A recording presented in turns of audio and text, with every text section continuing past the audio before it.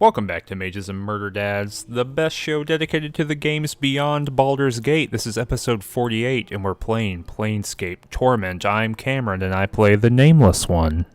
And I'm Danny, and I play the Nameless One. Oh my god. Episode 48, huh? Episode 48, 4 times 2 is 8. 48 has 2 digits. 48 is a number divisible by 2, and 4, and 8. And Greek and Roman mythology have one story in common: Apollo slaying the serpent at Delphi. And how many times did he strike the serpent? 12 times? 48 times. Oh, good lord. That's a... He killed it with one blow, but he just kept He's beating that a serpent, sadist. Yeah. Gosh, got some announcements here. The past few episodes we haven't done the whole thing of go follow us on Twitter, blah blah blah. We do it at the end, but this is a podcast now. Mm-hmm. Officially. Oh my gosh, it's real. Uh-huh. It's a real thing. You can go only in iTunes, I think, right now. I have not submitted it to the Google Play Store or any of those other ones, but currently if you are an iTunes user, and I think Pocket Casts, anything that pulls from iTunes, I guess, you could go and search Mages and Murderdads, and you could add it to your thing this very moment. It took an incredibly long time for me to make this More happen. time than we really thought it would. Yeah. I had to rip all the audio. And you know what? I didn't go back and listen to any of them, so they might be bad.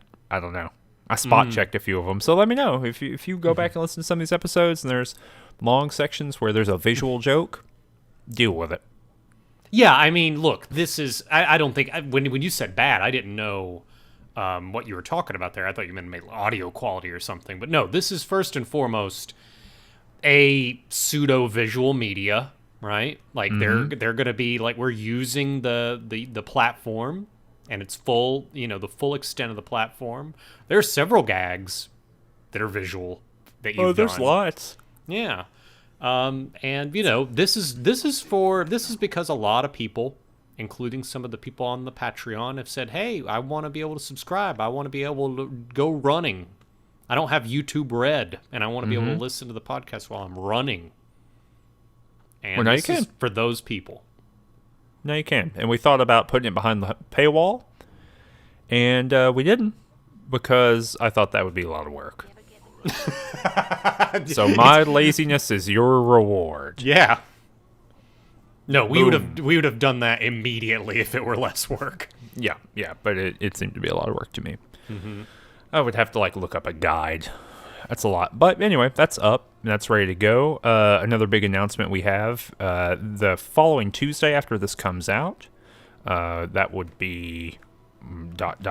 question mark the 29th. This is coming out the 24th, and 5 days after that. The day after U.S. Memorial Day.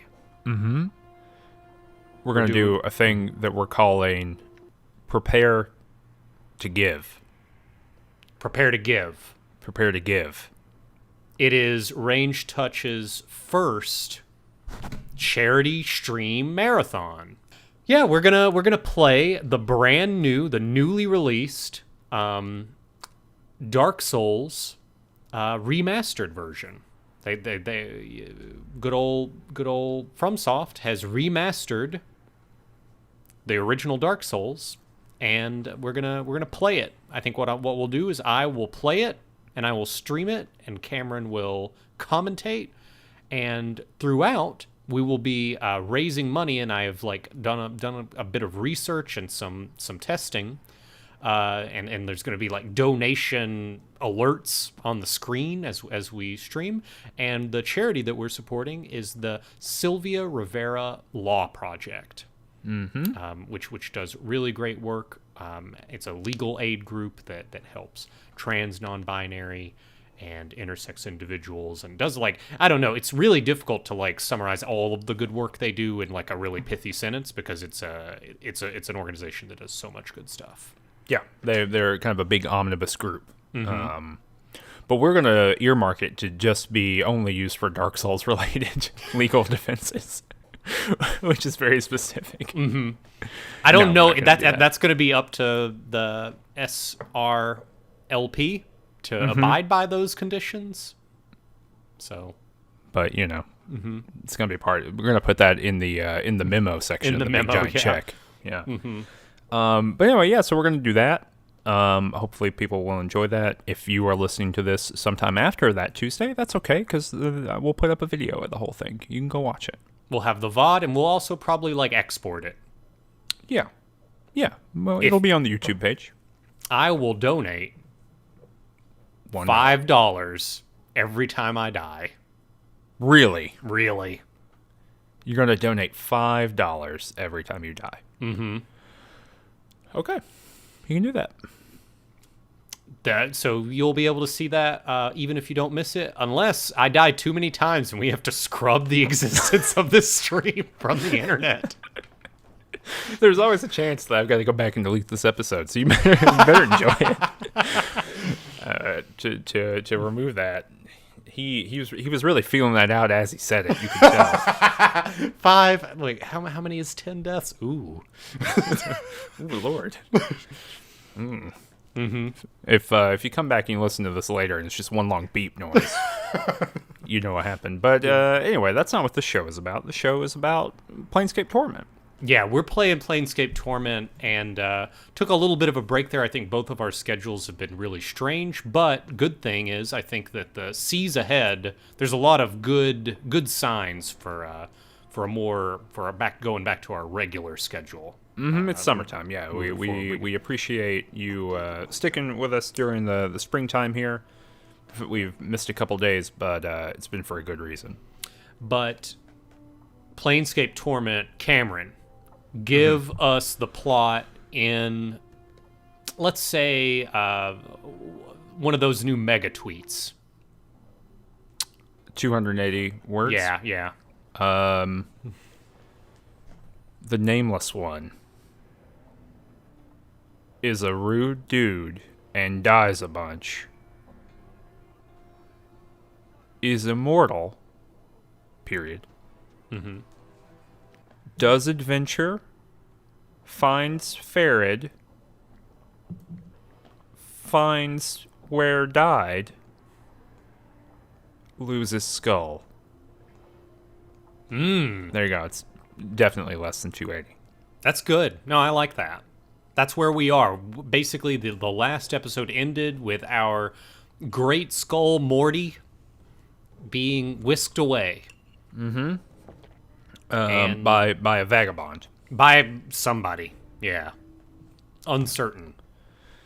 Yeah, and it was a real Matt Damon in the opening of Ocean's 11 kind of misdirection. Don't know where he's coming from. Brad Pitt's eating an apple. George Clooney's wearing a suit. Andy Garcia, he's just rude as hell, but he's very rich. Bernie Mac selling a suit. Casey Affleck doing something else with that other guy that pretends to be his brother. It's one of those scenarios. See, I kind of pictured it in my mind more of a Matt Damon in Downsizing, where we were shrunk and we couldn't see what was happening because we were so small. Do you think... Oh, okay. So here, before we get into it, this is the imaginative sadness of contemporary games, okay? Mm-hmm. It is more likely... This is my this is like a position statement. Mm-hmm. It is more likely that we get the fantasy version of Downsizing than the fantasy version of Ocean's 11. That's a real... You're talking about the political climate of games in which they are produced. Mm-hmm. I am. But do you think I'm wrong? You think that's wrong? Are you talking about developer and game maker intent? I mean, not just intent, just the likelihood of it occurring. Mm-hmm. We would be more likely to see an RPG of Downsizing, Honey, I Shrunk the Kids kind of scenario where an adventuring party gets shrunk by a wizard and they're small and they got to fight giant ants, blah, blah, blah, that kind of stuff, as opposed to a complicated heist plot.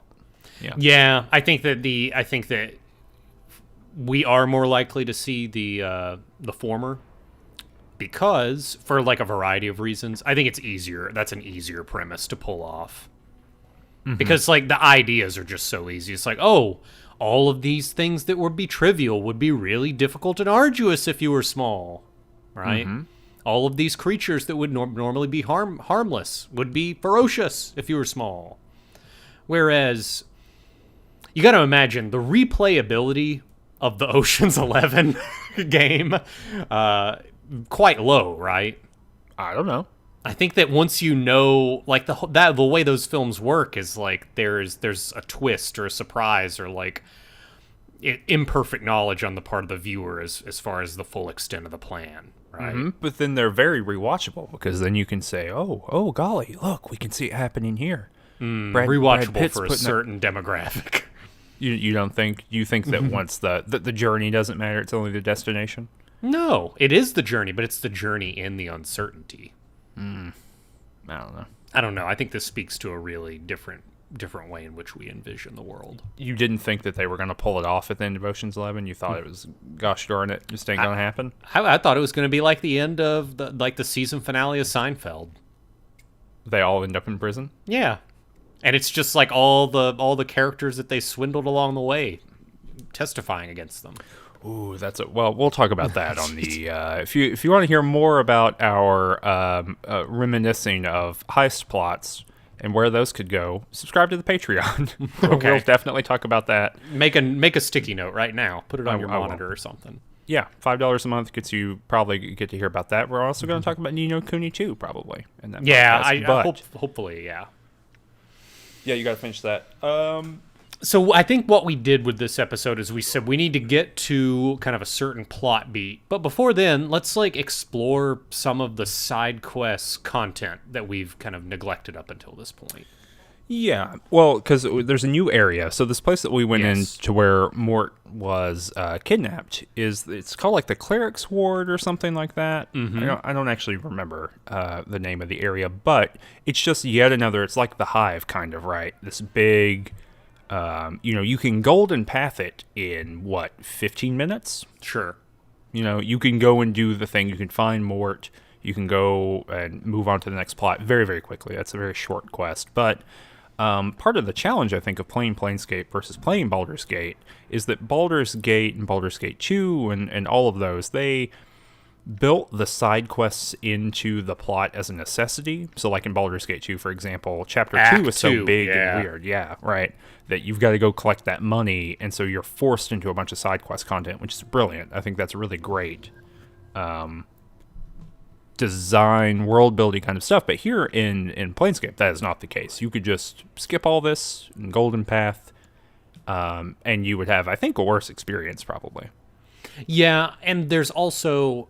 It creates a different set of expectations because in Baldur's Gate, there is a feeling that because in Act 2, you are told, get 10 grand, right? And side quests are a means to that end. So there's kind of like a goal-oriented position that a lot of players are going to take when doing side quests. Like, I need to do this in order to like get to the next thing.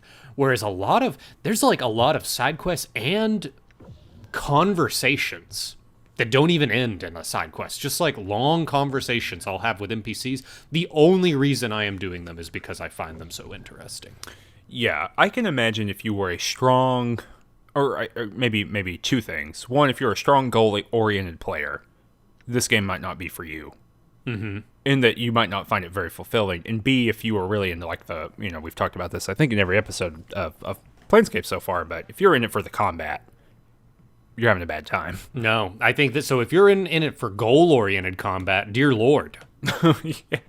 The Venn diagram of the worst time you can have in this video game.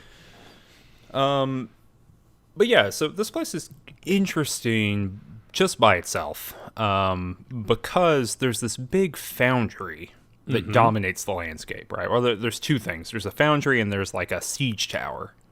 Yes, those are the things that dominate the landscape, and then like in the middle of this area is a marketplace. Yeah, like a big. It's like an underground market. Yeah, I kind of pictured it as like in tents, like a big long patched together tent. Kind of like a bazaar kind of thing. northern Africa, kind of. Because, I guess maybe the top is open air? It's a little unclear to me. It's unclear. From the outside, it looks like it's contained. Yeah, that isometric, the demands made by the isometric perspective. In any case, so the first person I talked to was like someone who had been coughing during the cutscene where Morte was kidnapped, because I was like, oh, of course, this is someone who was involved. His name is Korur or something, Korur, I think is how you spell it. And I don't think he was involved. In fact, he was just the one. He had a little bit of information for me, but he really helped set up how this area works, or kind of what the environment design that is not apparent visually, which I find interesting. So, like, the air in this part of the city, if you live here, it is poison. Yes, and it is so poisonous that it affects your appearance. Yes, it is polluted. Everyone who lives here and, like, spends all their time here is jaundiced. They have yellow skin. And he explains that, like, there are these people called the Godsmen, and they live in the Foundry, and they're doing some sort of weird operation. Where either they're trying to make a god or they're trying to become gods. It's unclear to me. But that process that they're doing has a regional effect of screwing it up for everybody else. And there's nothing that anyone can do about it, apparently. Yeah. Did you follow up on that in any way? I talked to a Godsman through the gate. What did I say?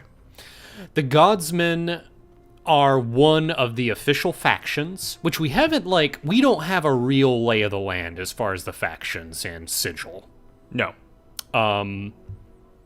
It appears that there are Dustmen, there are Harmonium guards. Yep. There are Godsmen, so there's three. There's like a mob.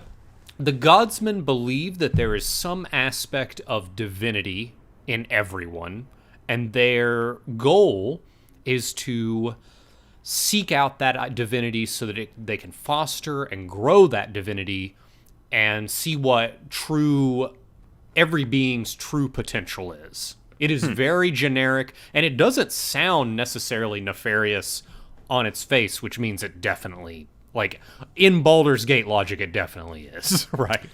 You know what it sounds like to me? Sounds like CrossFit. It is CrossFit, yes. Oh my god. But yeah, so you didn't have a quest or anything, or you couldn't find a quest to do anything about them? So when you talk to them, the first documents are, "Hey, I've got a pickup," and they'll ask you, "Oh, do you have a receipt?" And you can lie and say you have one. They're like, "Well, let me see it," and then you say, "Oh, well, I guess I don't. I'm sorry." And they're like, "Well, move along." They're very kind, like they're pretty considerate, and they're like, "Well, you just don't have any business here." Or you can say, "Oh, I want to drop," like you can say, "I want to drop something off," and they ask for the receipt. You can say, "Oh, can I pick up something?" And then they say, "Oh, we got a pretty long waiting list. It'll be another year before we accept any new business." And you never find out what that business is. So there's definitely an endpoint here, but we just have not found the kind of the on-ramp for that experience yet. I'm going to be looking out for that. I talked to one person before I came to this area. Okay. You remember the smoldering corpse inn at the end of the last episode? I recruited the eponymous smoldering corpse.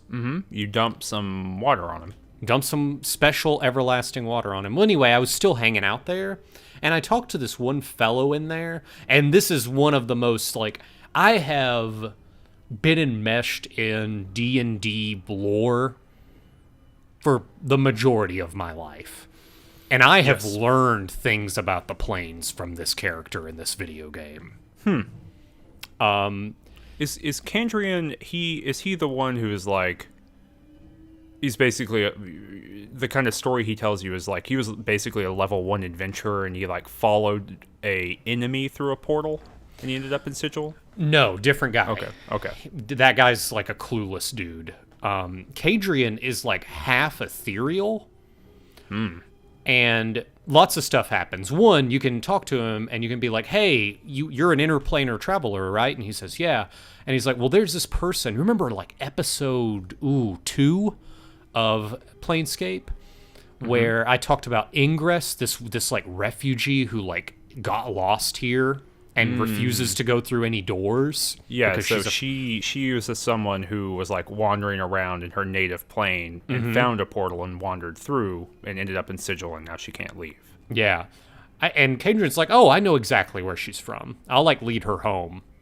And you just go and talk to Ingress and say, hey, wait for Kadrian. And she says, oh, cool. And when you go back to the Smoldering Corpse bar, Kadrian's there and just like, hey, I led Ingress home and she gave me her rattling teeth in a bag, which is apparently like an item Morty could equip. But so there's that aspect. Then you can, and I swear there's footage of 15 minutes of me having Kadrian explain the way the planes work. And let me give you the liner notes because it's pretty cool. Yeah. Okay. There are the inner planes. The inner planes are, imagine a globe. Positive is the North Pole, negative is the South Pole, right? And like there's an interlocking. The inner planes are all like the elements, like the stuff everything's made out of, right? So fire, water, positive, negative, and like the overlaps of those things. So like fire and water overlap, and you might have steam or air, right? So those are the inner planes. Then you got the prime material plane, right? That is made up of stuff in the inner planes.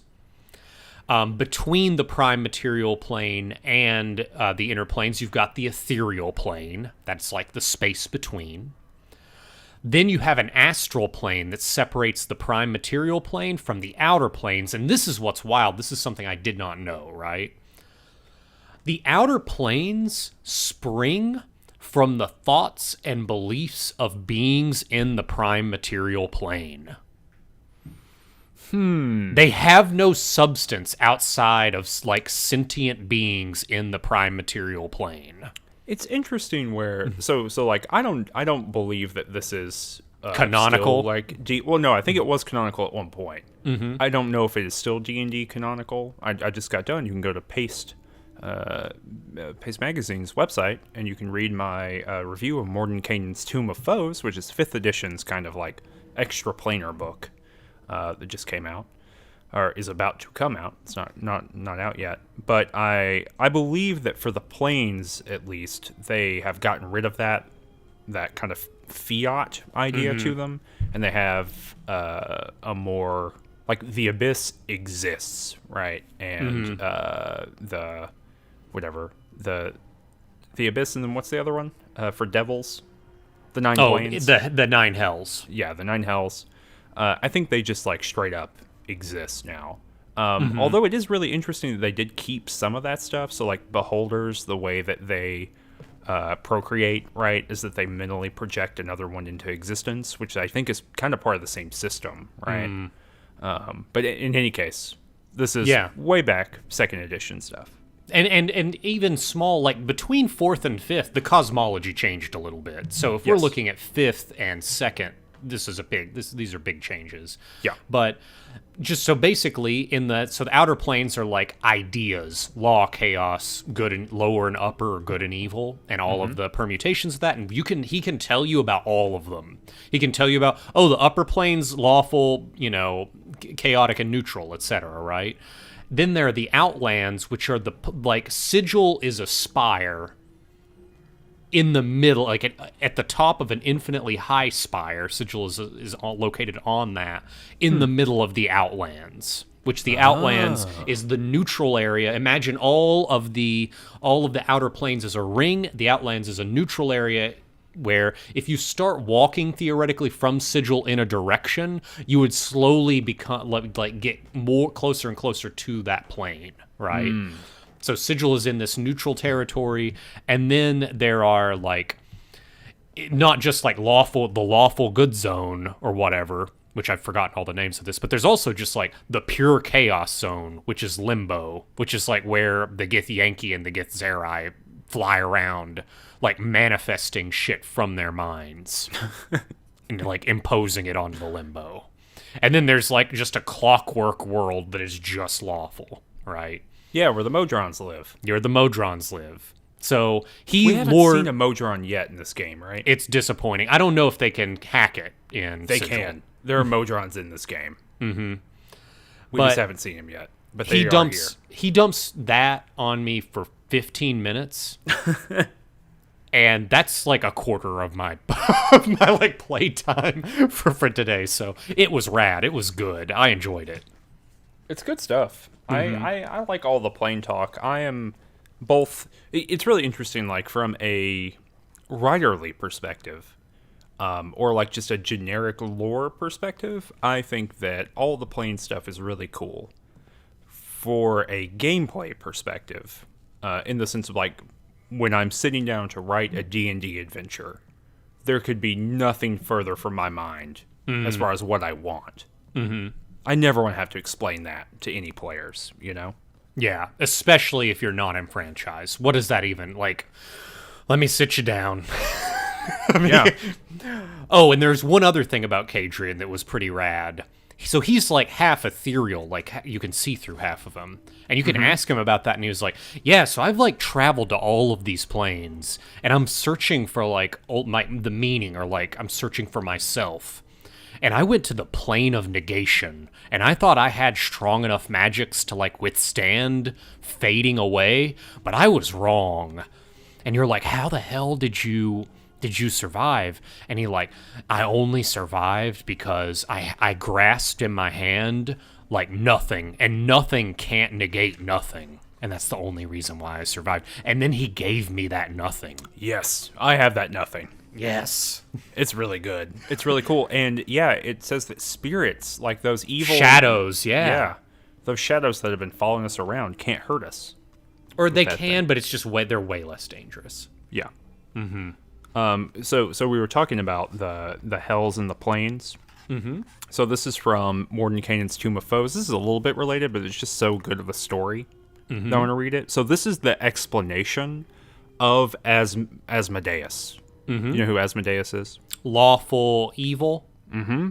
He is the lord of hell, of the nine hells, right? So he's a devil.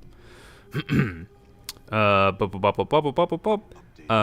ancient time, as the Blood War raged, and we know about the Blood War because the Blood War is ongoing, and people have been talking about it in this game, the angels of law and good that dwelt on Mount Celestia issued a decree accusing Asmodeus of terrible crimes. Outraged by such claims, the Lord of the Nine Hells petitioned for the right to answer the charges before his accusers. The angels, although shocked at his impudence, accepted his petition and agreed to hear the bargain he proposed. Both sides, he suggested, would present their case to Primus, leader of the Modrons. Okay. As a creature of absolute law, Primus could be trusted to issue a fair and impartial verdict. Asmodeus drafted a contract to seal the deal, and the angels, after carefully scrutinizing the terms, agreed to the deal. When he testified before Primus, Asmodeus attributed his actions to the dictates of law and the survival of the cosmos. He admitted that he swayed mortals to evil, but that he and his minions never breached a contract and explained the terms clearly. Had they not obeyed the rule of law in doing so? Was it not mortal ambition, rather than infernal deception, that led so many souls astray? Asmodeus also pointed out that the souls harvested from the material plane went on to serve in the infernal legions that repel the endless tide of the abyss. Were not such souls put to good use against the demonic hordes, a power that, if unchecked, would scour the universe of all lawfulness and goodness? So he just goes on and on and on and on explaining this stuff. This is not me reading anymore. Okay, back to reading. Primus weighed Asmodeus' words and listened patiently as an angel after angel testified to his crimes. Hours turned to days, and days into weeks, as more and more of his sins entered the court record. As even Primus's patience has its limits, and in time, the remaining angels who were eager to testify were told that only a few more would be allowed to speak. A brawl broke out when one angel, Zariel, pushed her way to the front and demanded to be heard. As the scuffle turned into battle, Asmodeus looked on with a smirk. So in the end, Primus declined to issue a definitive judgment. He rebuked the angels for their descent into infighting. He didn't punish Asmodeus for his evil ways. He did, however, order Asmodeus to forever carry a mighty artifact, the Ruby Rod. Not from the Fifth Element, a different Ruby Rod. But the Ruby Rod that would guarantee his adherence to law, which means that Asmodeus can never break a rule. But isn't that a good story? That's the introduction to like how devils think.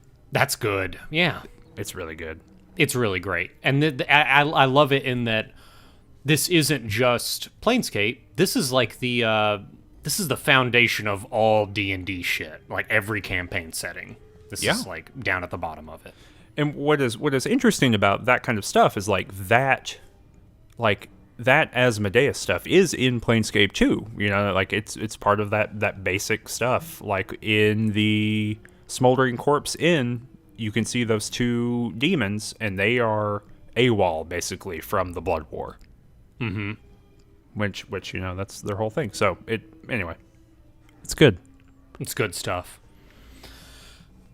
So did you talk to Sebastian? I did not. He is a mage, and he's kind of a fixer. He like does confidential stuff. And I talked to him. Mm-hmm. I did. I got as far as talking to him. I'm reading your notes. Sorry. Yeah. I got as far as talking to him, and I did not do the quest. So he's a little bit like Kandrian. There's like several things that can happen here. Mm-hmm. He mentions my scars, and I ask, hey, well, you say something that like you can help me out with my scars, and he says, yeah, but he's in a bind because he's taken up a contract and he never breaks contracts. It's a part of his reputation, but he can't fulfill the contract. It's just beyond his means, but he can't back out of it. And the person that made the contract with him is never going to like agree to let him out. So he basically just needs me to kill the person that did this contract. And the person that did the contract is an Abishai. Abishai? Which is actually a creature that you're going to talk about later with a quest you're doing. Mm-hmm. And I've got to go get magical weapons to like deal with this Abishai, which I do because there's a market here. And I like confront the Abishai, and it's really, really rude. And when I mention Sebastian's name, the being, which is kind of like a drake of sorts, or like a draconid or something like that. No, they're demons. Well, they're demons, but they're a little reptilian, and they got kind of dragon wings. Yeah. This being thinks, oh, well, Sebastian sent you with the information. What's the information? And I say, I don't have the information. Not the Abishai is not, satisfied. So I do a fight, and it's like, once again, this game is not very good with fights. It doesn't feel good, but I do like kill this thing, and I go back to Sebastian, and Sebastian's like, "Oh, thank goodness. Let me help you out with those scars." And he casts a spell, and I get 2 charisma, plus 2 charisma, like as a representation of like having fewer scars. Yeah. Now, what's even more interesting is I ask a lot about, hey, what's the deal with this place? And he's like, oh yeah, this area, this is kind of the marketplace. And I was like, well, what about this whole region? He's like, this is the lower ward.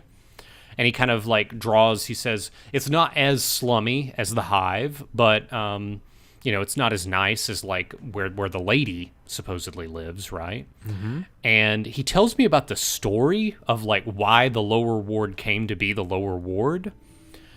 And there was a person a long time ago that created a key, a special key, that could open up doors to all of the lower planes, which, as we talked about with Kandrian, are just all of the evil planes: neutral evil, lawful evil, chaotic, and the abyss, chaotic evil, right? Mm-hmm. And this person opened up this stuff and tried to start a rebellion to like put the lady down. Damn. And the lady mazes this person, which we're gonna get into before the end of this. Mm-hmm. Lady mazes this person, and like, so the lower ward from then on is called, like, one of the reasons why it's called the lower ward, in addition to like the class structure of Sigil, is also because of those openings to the lower planes. Whoa! And during his telling of the story, I start to get a nameless one flashback. And the implication is the flashback is of me, like, there's all these explosions happening around me, and there is, and like I'm running, and there's like some like stone in my hand that's glowing, and and I look, and there's this like female form with blades all around her like face, and then I'm struck down or something. And the implication is I was there during the opening of the lower planes. Maybe even responsible. I'm not sure about that. Just unclear. Unclear. You did everything. The nameless one did everything. Yeah, truly. This is something, like, on one hand, it's very good, right? Like, it's cool storytelling. The idea of, like, accessing memories to tell part of these stories is really cool. Mm-hmm. On the other hand, this happens in Torment, Tides of Numenera, too. It becomes a question of, like, well, what didn't I do? Yeah. You know, what didn't I do? And Tides of Numenera, I think, solves it a little bit more elegantly, because they make it very clear that, like, each version, you know, because it has a similar set of ideas as this game, right? That you can, that people, or that one person dies and is coming back over and over again. But in that world, there are, like, cast-off bodies from this one entity, and there are a lot of them. So it's a little bit easier to justify. Okay. Yeah, I basically wandered around a lot and, like, talked to a lot of the beings and figures here. I didn't do a whole lot of quests, and by that I mean, like, things that are beginning, middle, and end. But I just talked to a lot of people who seemed to have names and were interesting. So, like, one, I talked to Byron Pikett. Did you talk to this guy? I think he can sell you some stuff. He can sell, I think he can sell you some stuff, but his pitch to you is that he can help you open a shop, that he'll help finance opening a store. And he basically says that, you know, he's talking to a bunch of people, and you can kind of push up against him and talk to him. And he says that if you want to open a merchant stall here, he's the person to talk to. And so I, of course, said, well, hey, I want to open a merchant stall. And he was not into that. And I basically just annoyed the hell out of him. Like, I forget exactly what I did, but I basically, like, clicked an option that was a dialogue option that was the equivalent of get real loud. And I eventually just asked him who Lothar was, or no, asked him who would have a skull. And he says, all right, look, just go away. And I was like, I'm not going to go away. I'm going to be even louder. He says, listen, if someone's capturing your skull, it's someone named Lothar. He's the master of bones. Now go away. And so I was like, all right, fine. You know, that's good. That's helpful. He didn't tell me where Lothar lived, sadly. But later, I was talking to some guards for the Harmonium. Mm-hmm. So what's the Harmonium? Do you have an idea what the Harmonium's all about? Yeah. I think that they are kind of like the lawful faction. They're the cops. They are the cops, and I assume that they were, like, lawful good. But they're not. I don't think they're lawful good at all. I think they're, at best, lawful neutral. Well, I just assume that, like, if there's a faction that's devoted to that they would be lawful good, and that in practice they would not be, right? But that their ideology would be lawful good. But they are not. So later I'm talking to a Harmonium guard, and I was like, hey, what are y'all all about? And he says, I'm here to enforce order in Sigil. And since I talked to Byron Pikett enough, I had a little option that would say, do you know about this Byron Pikett guy? And I clicked it. And the Harmonium guard was like, listen, I'm not going to talk about him.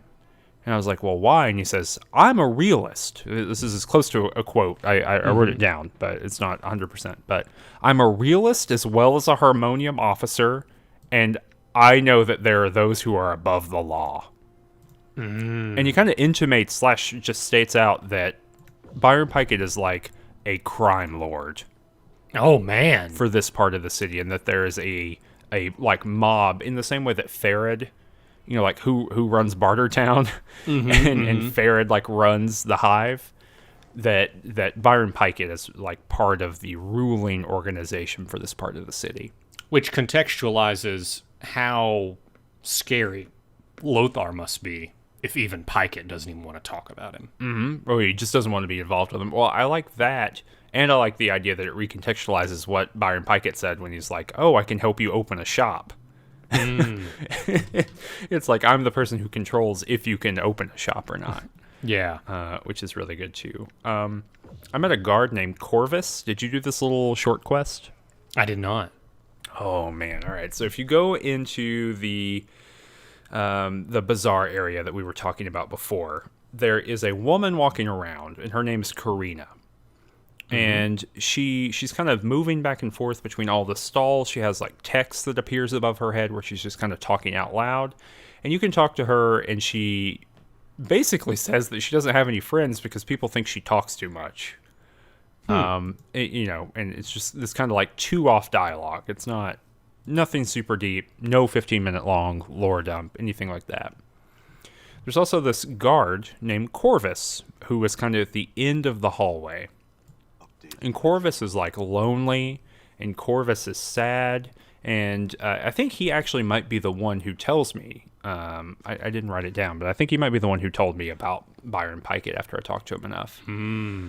But in any case, I'm talking to Corvus, and he mentions that he watches her every day walking around this bazaar, and no one wants to talk to her. But he wants to talk to her, and he just can't get up the spirit to do so. Damn. And I was like, listen, Corvus, you should just go talk to her. She's way lonely because people find her very annoying. And then he did, and they had a happy ending. Well, happily ever after. I know. Until this part of the city is crushed beneath the Lady of Pain's desires again, or whatever. Or the Davises just like rebuild it around them. Yep. You gotta hope that doesn't happen. Yeah. Get Cask of Amontillado by Davis. So I'm looking in the show notes here. You did this Xanthia quest too. I did, yeah. This quest is very good. It's good. This is, and it's like the perfect.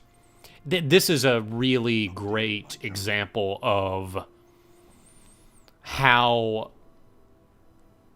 It's a really great example of like Planescape at its best versus a lot of quests in Baldur's Gate. Because you know that if you were to port this quest to Baldur's Gate, all of the players are going to be like in different zones from each other, and there's going to be a fight somewhere. And this is just a perfect quest because everybody's right here, and it's just about listening to stories and making a decision. Yes, it is. That's what I was actually going to say. That like this is the. If you were to ask me to point to a quest that is the basic conversation quest, right, that has all of the pieces that you could then pattern other quests off of and then adapt in different ways to do different kinds of things, this would be it. Like this is the conversation quest. The platonic conversation quest. So there's a woman named Xanthia standing in the street. And you can just go up and talk to her. And she's kind of at the northern part of the street. There are some people on the eastern part of the street. There are these big brown, like they kind of look like they have fur. I don't really know. They looked a little ogreish to me. Yeah, yes, they definitely look like big brown ogres. Basically, they're like big and muscly, and they're like 2 times the size of a human. And then there are some Abishai, like over on the western part of the street, kind of across the road. And you can talk to Xanthia, and I actually don't know. I mean, she's basically just cackling maliciously, right? And she says, "Oh man, I'm gonna own these dudes over here across the street." And you can be like, "What are you talking about?" And she says, "Those Thakola, which are the kind of ogre looking fellas." She says, "Those Thakola were in the inn last night, the tavern last night, and my husband, it's part of his job to entertain these like extraplanar creatures. And they were in the tavern with us last night, and they are big and they are rowdy, and they knocked some wine or something onto my dress and ruined it." And so I'm going to get them murdered. Mm. She says, and correct me if I'm wrong, but I believe she says that she has told the Thakola that the Abishai, these kind of demons across the street, have, wounded her honor in some way. What she said is, you owe me a debt. And the only way you can repay that debt is by showing that you are a great warrior. And the only way you can show that you are a great warrior is by defeating a great foe. And I will name that foe, and it is an Abishai. Crucially, what she does not tell the Thakola is that Abishai can only be defeated with magical weapons, like you were saying earlier. And so she's kind of like cackling maliciously because she knows that those Thakola are just going to go get killed. Like they're going to go get demolished by these demons. And then you have a few options ahead of you. What did you do? How did you do this? So I think this is not great because I did not interact with Xanthia first. Really? I just randomly just clicked on one of these Thakola warriors and they're like, oh, you need to talk to our boss. And so I talked to the boss and he's like, I'm going to get one of them flying lizards. And I said, what are you talking about? Like a flying lizard? Yeah, big old flying lizard. I said, are you talking about a dragon? And this guy is like, oh, if only one day I would be strong enough to take down a dragon. And then like the dialogue is like, and he looks up wistfully, right? Mm-hmm. And then I say, well, if it's not a dragon, what are you talking about? And he's like, I don't know, it's a little smaller than that. Are you talking about like an Abishai, like a demon? And he's like, yeah, that's the one. And I was like, well, why on earth do you want to kill that? And then I hear the story from his perspective. Oh, okay. Yeah. And at that point, I have the name, Xanthia, and when I hit tab, I'm like, oh, Xanthia's right up here. And that's how I, like, collect the rest of the information. It's like, I get her side of the view. It's like, why do you want these people to kill an Abishai? And she's like, well, I want revenge for my dress, so I just picked a foe that I knew would crush them. Yeah, and the Thakola, like, this is their whole deal. Like, they are strong warriors. Mm-hmm. And you might think, this is what I think is good. Like, there are a lot of twists and turns in this game as far as, like, reversing expectations, but it's never or at least not yet, it has not been the person you thought was the good guy was the bad guy. Mm-hmm. It has not been the Baldur's Gate turn. It has been a different kind of turn. So for this quest, I just went over to the Thakola guy, and I was like, hey, man, you need magical weapons. This thing's going to kill you. And he was like, oh, really? And then he was like, well, I still have to be a mighty warrior, though. I have to prove, and defeat a foe. But it's truly being the mightier warrior if I recognize my weakness and I don't die. That's it. That's what I'll do. And then they walked away. Oh, that's interesting. I think there was some way it shook out where I was like, she deceived you. And he was like, oh my gosh, so the agreement was made in deception? Well, I don't have a debt to her anymore. Yeah. I think I got to I don't have a debt to her anymore, but I remember there being a little section in the middle of it being like, well, I can still get out of here with my honor. And that's because I'm smart. Which I appreciated. Good. Yeah. Yeah, and then she threatened me. Yeah, she said, well, you ruined my fun. You will live to regret this. Yeah. Which, we're immortal, so, yeah. I don't know. On a long enough timeline. I hope it comes back. Bites me. I had a really interesting section with a woman who had been, a Gith woman. A Gith Yankee, I guess, because she's the same as dak'kon. Mm-hmm. And who's also in my party now. Oh, good. Okay. Mm-hmm. Did you have this little question? I did. Same thing, yeah. Okay, yeah. So she's a Gith who has been living in this area for a long time, and she's got that kind of yellow skin, and like her body is falling apart. It kind of looks like she just had a very rough and bad life. And contrary to all fantasy fiction beforehand, you roll up to this woman, you talk to her, and dak'kon is like, yeah, I'll kill you if you want me to. And she's like, yeah, do it. And he's like, all right, I'll do it. And he like kind of, and you can kind of ask, and you be like, "What is going on?" And he's like, "Listen, that's my job," because he's kind of a blade or whatever. He has a title, and he's like, "This is what this is my social service. This is what I do. I provide an alternative to existence." And then he murders her in the street. I think you can stop her. You can tell him not to do it. Yes, but I told him, do what you got to do. It seemed consensual. Yeah, well, she absolutely asked him to do it. Mm-hmm. So yeah, I was 100% on board with doing that. But that's an interesting moment, right? Of that there's no room for that in many of these kinds of games. Yeah, it was. I don't know. It was just like, I feel like in a lot of ways I'm getting dak'kon's lore kind of piecemeal. Yeah, you have to talk to him.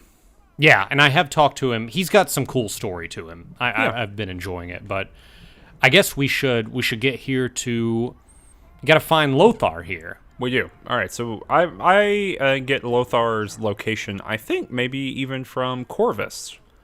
I think he might have been the person who finally gave me Lothar's location after I helped him out. Same, I believe. And he's just hanging out in like the south part of the little region there, and you go in his house and you go down a ladder or down some stairs. You go down one level, and he has a whole big ass basement full of skulls. Just skulls. Just skulls. He's just a skull guy. And Morty's like, "Hey, I'm up here." Yeah, I'm over here. You gotta get me out.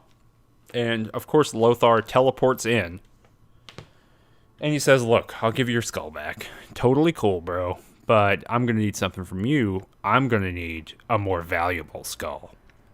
Yes, and he first specifies, "Oh, I want you to go to this particular tomb because I think there's a really rad skull in there, and I can't get in." Right? Yep. A lot of traps. We both went to that tomb. Yes. It's Yes, and our tomb. It's our tomb. So we have both and it was not. So this is interesting. Remember how I guess it was last episode or maybe 2 episodes ago where we were saying, "Oh man, it's wild that you could theoretically miss that tomb because it's such a big plot beat." This is where the game forces you to go to that tomb whether you've been there or not. Yeah. Yeah, it is strongly encouraging you to get down in that tomb. But because we've both been to the tomb and be like, "Yeah, that tomb's empty because it's our tomb." He's like, "What?" Well, you'll still need to find a real good skull to replace more. Yeah. So whose skull did you go get? I literally went downstairs and there was a rat person who was a servant of Lothar. This rat person is named Mantuok, and Mantuok got spicy with me. And I think some Balthazar kind of bled through into the nameless one, did some Balthazar channeling, and I smote Mantuok, and I got a big old skull from him. I regret not going up because you can apparently buy poison cheese from an inn in this area and give it to Mantuok the were-rat, and then he dies. You can just pick up his skull then. I didn't do it. So down, yeah, if you go downstairs, you talk to this Mantuok. I talked to him, and he was like, "Listen, I'm the person who brings the big tasty skulls. You don't bring the big tasty skulls, bro." And I said, "Listen, man, I'm just going to do it." And he says, "All right, but if you come back here with a skull, I want it, because I want to give it to Lothar." And I said, "Whatever." So I ran by him, and a portal opens, and it takes you back to the Drowned Nations and all those places we've been before. And so I went over to where the Silent King lives, of course, and I went to Stale Mary, and I said, because, she's been very helpful before, and I actually just wanted to go in that little teleporter that took us to the Silent King, you remember? Mm-hmm. Mm-hmm. And so I talked to Stale Mary to get her to open the teleporter again, and I say, "Hey, I need a skull." And she's like, "What do you need a skull for?" And I was like, "Well, this guy's got my buddy." And she says, "Okay." And she just rips her own head off. And even before she does that, I said, "But Mary, if you give me your skull, you'll die." And she says, "Well, I'm already dead." And then just pops it off. Oh, man. So Does she die? Does she crumble? She is dead. She's gone in your game. Yes. So I felt bad about that, but I thought it was a pretty cool way to go. So I did end up going back, and the rat stops me. He says, "Give me that skull," and I didn't, and then he tried to fight me, and I ran away.